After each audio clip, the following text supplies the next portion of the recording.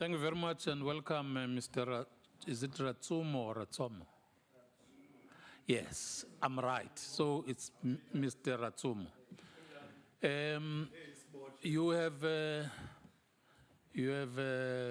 2 minutes to tell us about yourself and tell us everything, eh?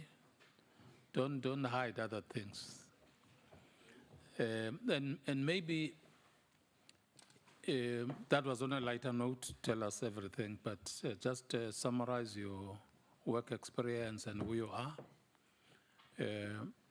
as well as clarify us if you're not affected by the disclosure section in the SABC Act. You know, conflict of interest is something that we want to check all the time when we discuss with you candidates. Thank you very much. 2 minutes.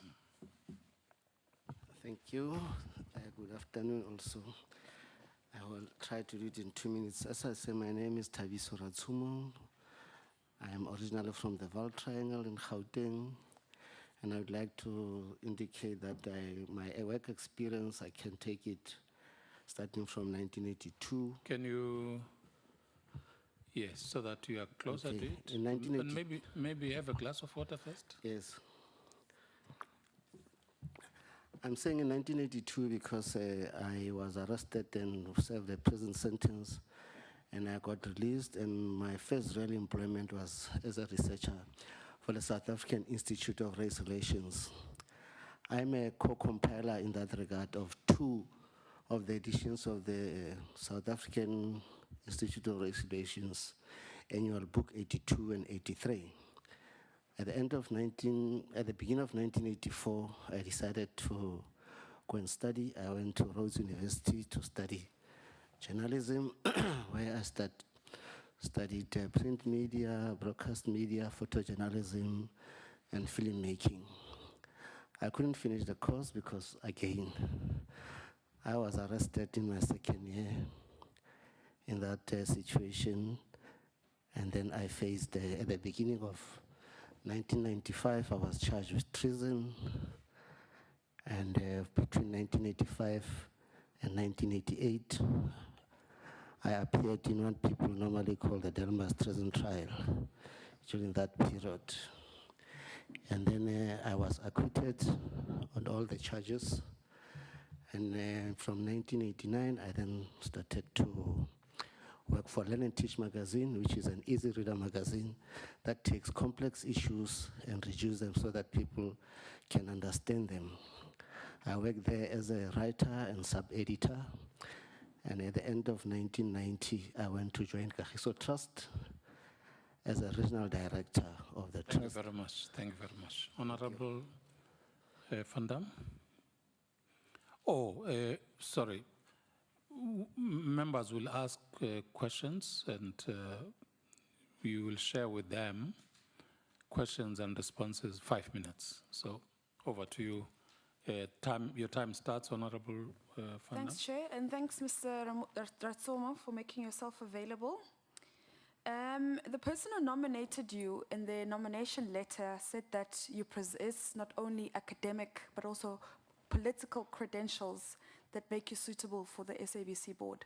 Why are political credentials necessary for this SABC board? I suppose what the person meant is that I understand the politics and the socio-economic situation of South Africa and the challenges that the country is facing. They didn't mean the fact that you are a member of the ANC. They didn't mean that at all. When you have worked, for example, as the Chief of Staff until 2015 for the Minister of Defense, are those not the political credentials they're referring to? No. They are not. It doesn't only say political credentials, it also says academic. Yes, yes, no, but I'm asking now about the political credentials. Okay, so what do you say to the suggestion? For example, in the MDDA Act, they say that people who hold political office are not suitable to serve on the MDDA board. I mean, you can take that even further and say anyone who is politically affiliated should not serve on the MDDA board. Do you think that the same should apply to the SABC? Yes, I do think that it must apply. And I understand you to mean somebody who holds political office. Is that what you said? Yes, I think it should apply. Who hold political office should not serve on the SABC board. I think so. Right. Do you think the SABC over the last couple of years has been a public broadcaster or a state broadcaster? I think it has been a public broadcaster, but there has been serious criticism against it. I think in terms of what I think people say bias reporting or unbalanced reporting. But I think it's a public broadcaster because it serves the people, it reaches out to ordinary people, and it's meant to be accessed by ordinary people in the sense that it's different to pay license or to pay TV or commercial TV. So I think in that sense, it is a public broadcaster. It may not have fulfilled all its mandate, but I think it is. So the last couple of years, the SABC has conducted itself as a public and not a state broadcaster. I didn't hear it conducted Your itself. view, I just don't want to get you wrong. Your view is that over the last couple of years, the SABC has conducted itself as a public, not a state broadcaster. Yes, I think largely it has been a public broadcaster. So, what would you think it's correct, for example, if the SABC has its regular programming and then the president is speaking at a conference? Would you say that that is a type of event that is of national importance that requires live coverage and regular programming should be interrupted for that? So, for example, the president is speaking at a BMF conference, for example.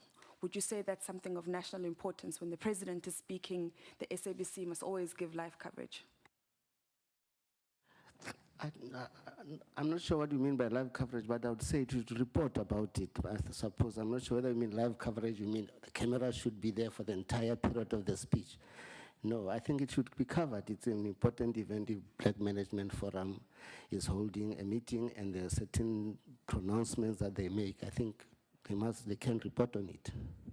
Do you believe that government should be given more coverage on SABC TV stations? Do you think government events, for example, should get more coverage than other type of events that happen in the news? I'm not sure whether I understand other types of events, but I suppose if a government opens a clinic, yes, that is correct to give it coverage. If a government opens an agricultural project, it is correct. If a government opens up a road, I mean, people want to see what developments are happening in their country. And I mean, I'm talking about government in a general sense, not a specific party. I'm talking about government. And then do you think that the ruling party should be given a bigger portion of coverage based on the amount of votes they have compared to other political parties? No, I don't think so. I think if the broadcaster is supposed to give information to people, it should try as much as possible to give a balanced reporting. Okay. Time is up. Honorable Doze.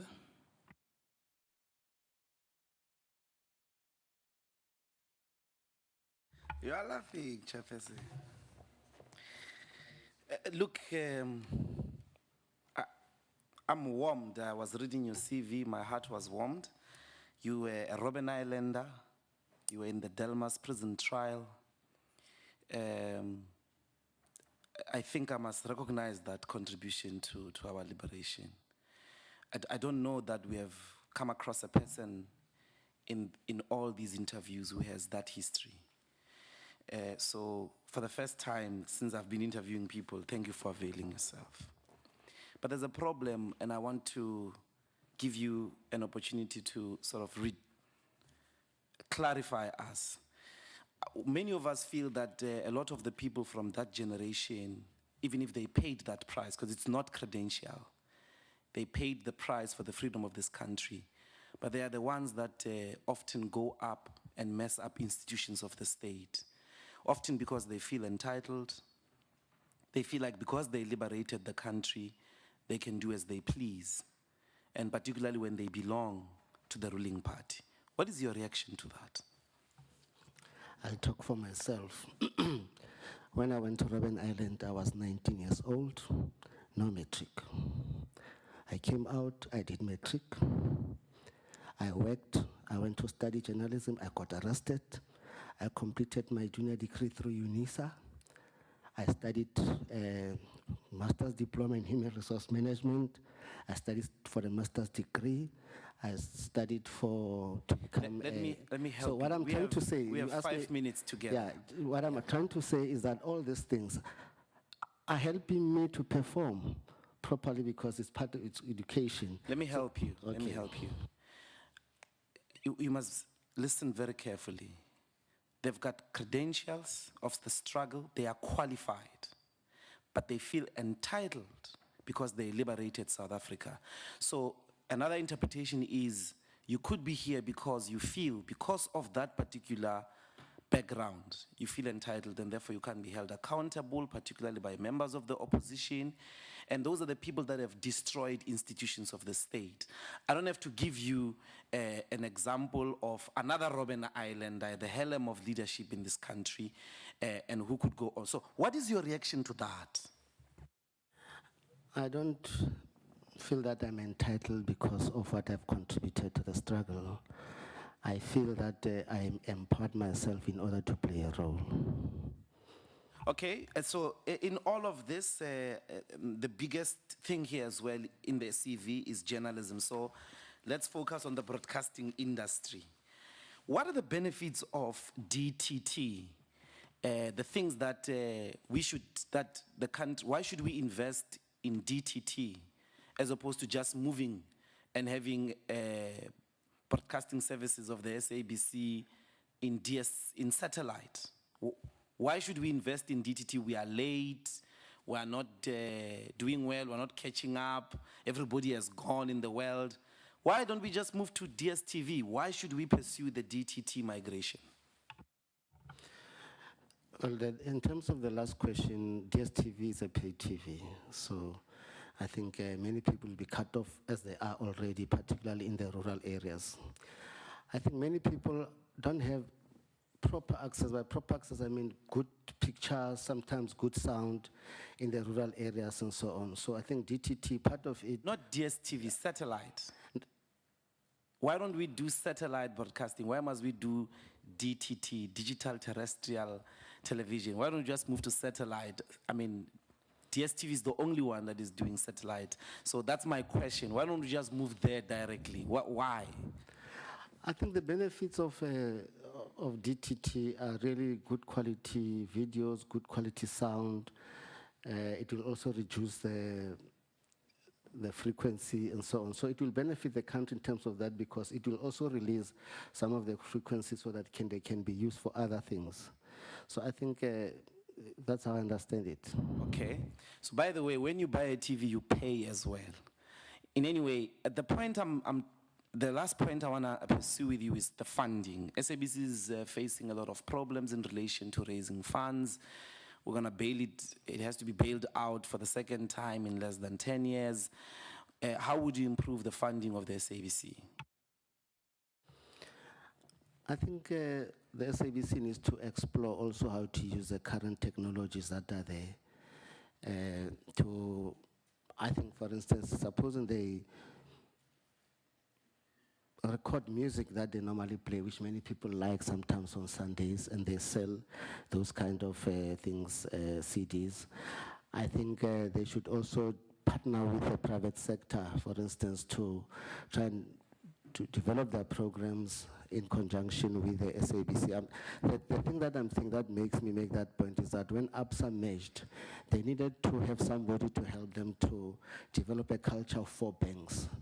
And they needed to beam that to all the stuff at the same time so that everybody can be on the same side. So that's the kind of thing that I'm talking about when I talk about the private sector utilizing the services and the spare capacity of the SABC as one example.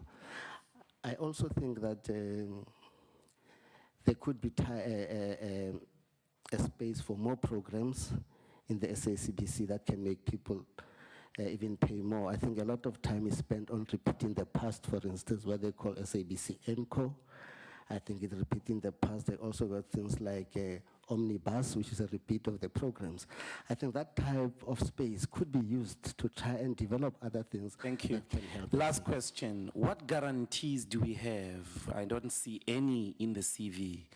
What guarantees do we have that the ANC will not hold sway on you should we appoint you into the board? What is it about you in your entire life that shows that you can stand up against a liberation movement for which you were associated with when you went to suffer so much? With the greatest respect, what is it that we have as a guarantee that you are that man? One of my personalities is to try and be an independent person. Not personality, what guarantee in the past in your life that shows that you know how to stand up to the pressures of the liberation movement, not your personality. Maybe a certain example in the past that you were able to stand up against them as you did against the apartheid regime. Okay, when Mr. Lukota was the national chairperson of the ANC, for instance, one of the things was that sometimes you'd come with a CV and say, look, can you look at this CV? So I used to say to him, look, give it to me. I'm the head of the ministry. I will decide and gauge the qualities of the person and answer for it. So I didn't mind that he was a national chairperson of the ANC. Given a CV, I had to say to him, in order for your office to run properly, we need qualified people. Beyond that, yeah, I think I've not been pressurized to do anything where I can say, but that is one way of saying it. Thank you, sir. Honorable Madisha. And that.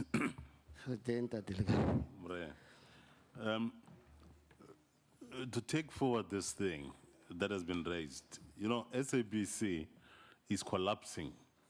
It literally has collapsed financially because of a number of things. Now, besides corruption, which I hope you'll say something on, there is no proper planning. For instance, you find constant funerals, okay? They just say, okay, so-and-so has died. He's a member of parliament. We are going to bury that person. Now, a lot of money gets spent.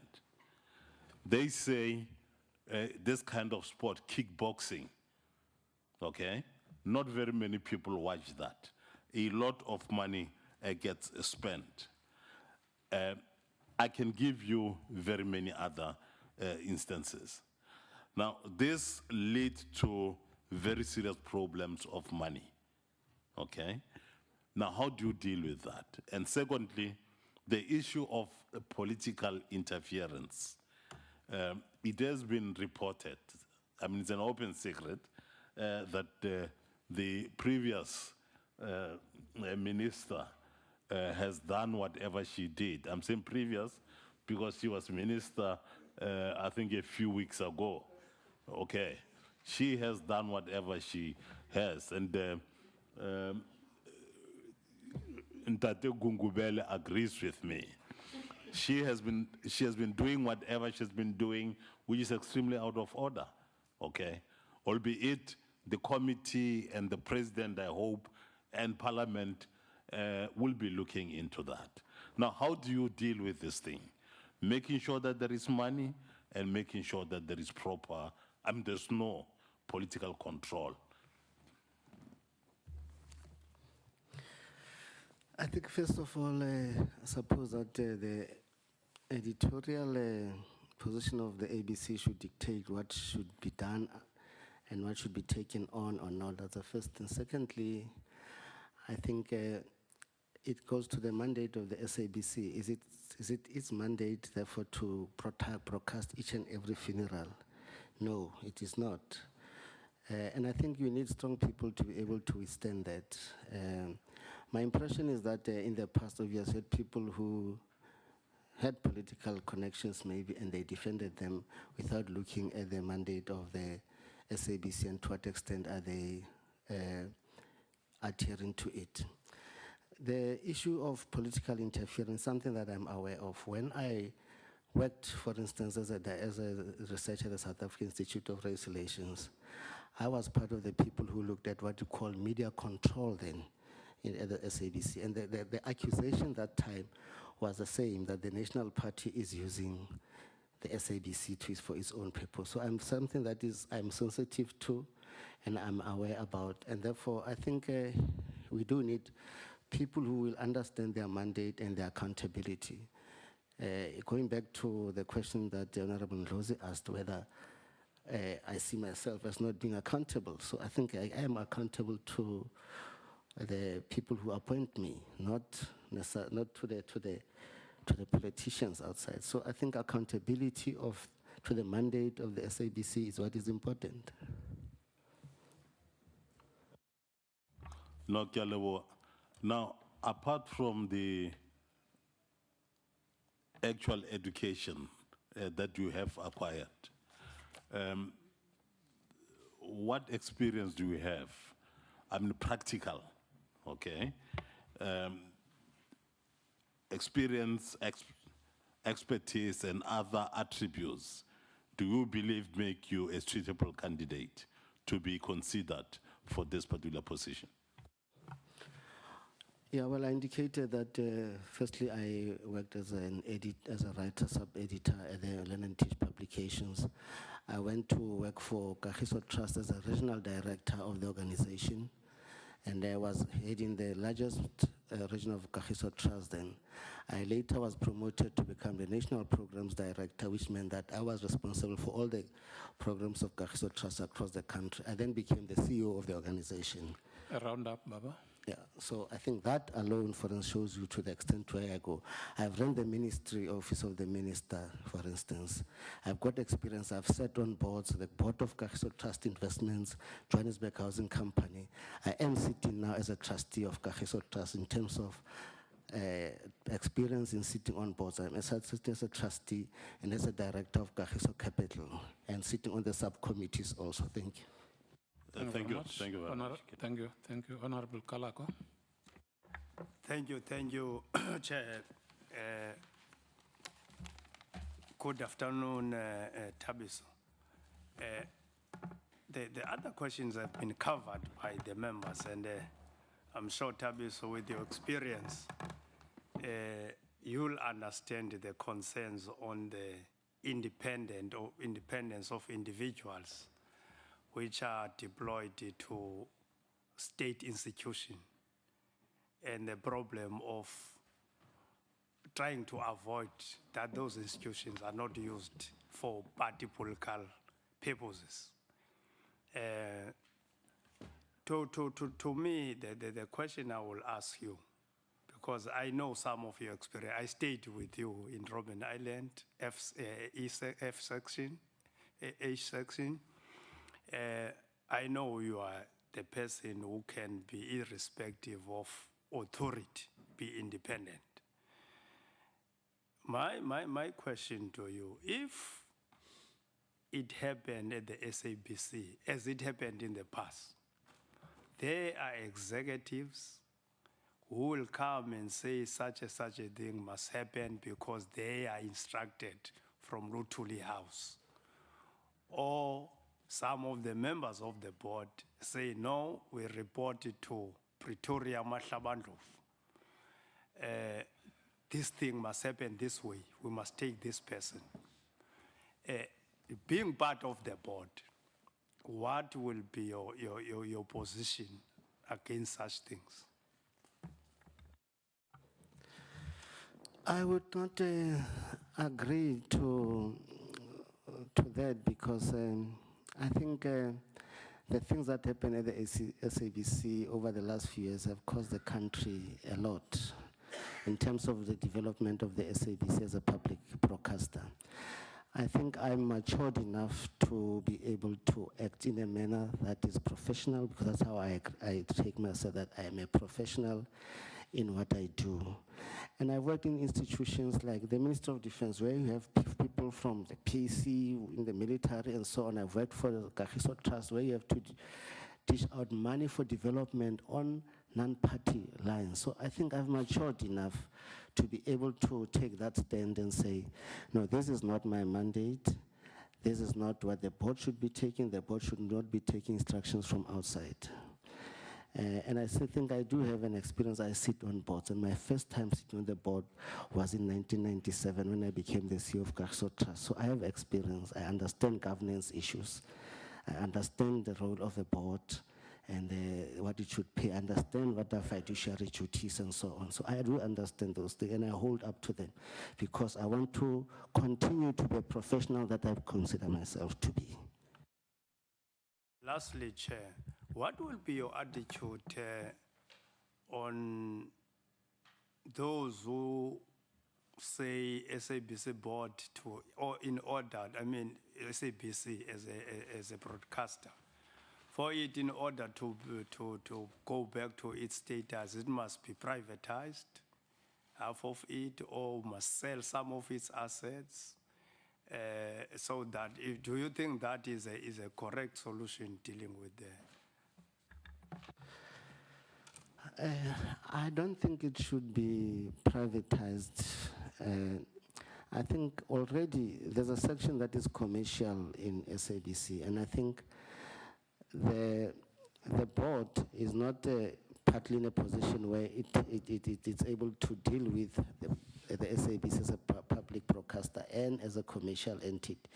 So I think if it gets privatized, it's going to have that kind of pressure to become more like a profit-driven as opposed to be a public broadcaster.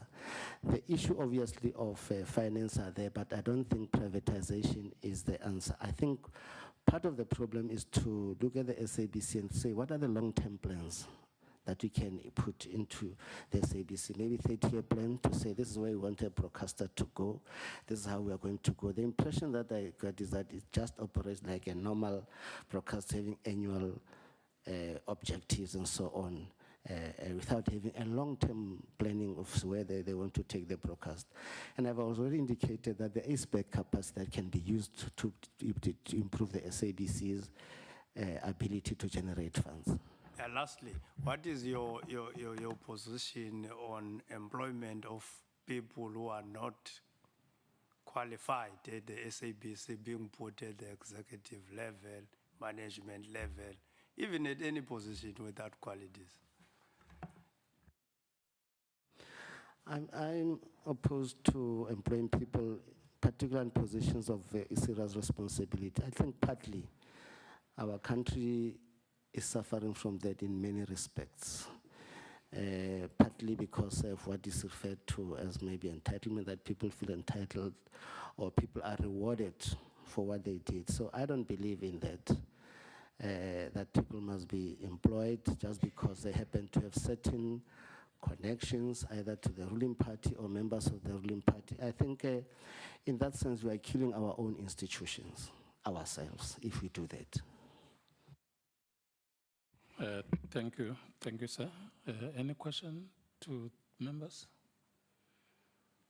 Siskat Sakomanch.